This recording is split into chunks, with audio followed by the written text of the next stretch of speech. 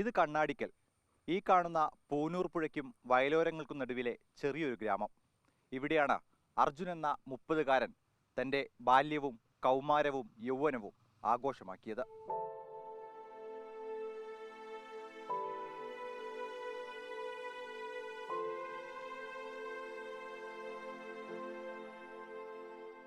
നമ്മളായിട്ട് ചെറുപ്പം മുതലേ ഉള്ളൊരു ബന്ധമാണ്. ഒരുമിച്ച് കളിച്ച് വളർന്ന ആൾക്കാരാണ്. ഡ്രൈവിങ്ങിനോട് അടങ്ങാത്ത അഭിനിവേശം, യാത്രയും വാഹനവും ഏറെ പ്രിയപ്പെട്ടവർ. അവന് ഡ്രൈവിങ്ങിനോട് ഭയങ്കര പണ്ടേ താല്പര്യമായിരുന്നു. അപ്പോൾ ആ സമയത്ത് നമ്മൾ ഡ്രൈവിംഗ് പഠിപ്പിച്ച്, ചെറിയ വണ്ടിയിൽ കാറിലൊക്കെ ഡ്രൈവിംഗ് പഠിപ്പിച്ച്. പിന്നെ അവനൊരു വണ്ടി വാങ്ങി, ഒരു എയ്സ് വാങ്ങി. അങ്ങനെ കുറേ കാലം ആ ഒരു വണ്ടിയിലായിരുന്നു പോകല്. ഒരു 1-2 വർഷമൊക്കെ അതിൽ തന്നെ, ഈ കണ്ണാടിക്ക് തന്നെ ആയിരുന്നു, ഇട്ടിങ്ങനെ ഓടലായിരുന്നു. ജീവിതം 6 വർഷം കടന്നു ലോറി ഡ്രൈവറുടെ വേഷത്തിൽ.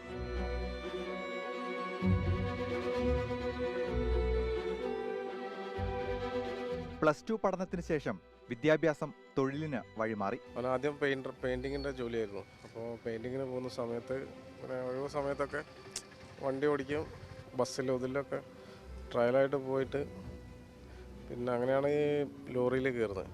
3 വർഷം മുമ്പ് പ്രണയ വിവാഹം. ഇവിടെ അടുത്ത് തന്നെയാണ് കല്യാണാഴ്ച, കണ്ണാടിക്ക് തന്നെയാണ്. ലവ് മാരേജ് ആയിരുന്നു.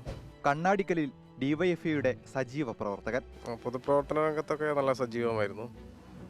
കാരണം എല്ലാ ഇതിലും നമ്മൾ DYFIൻ്റെ ഇതിൽ ആണെങ്കിലും ഭയങ്കര ആക്റ്റീവായിരുന്നു ആൾ.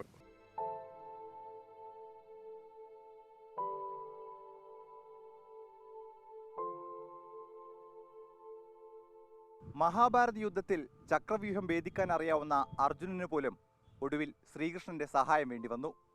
എന്നാൽ ഇവിടെ കേവലം മനുഷ്യനായി ജനിച്ച അർജുനന് ആര് സഹായം നൽകും?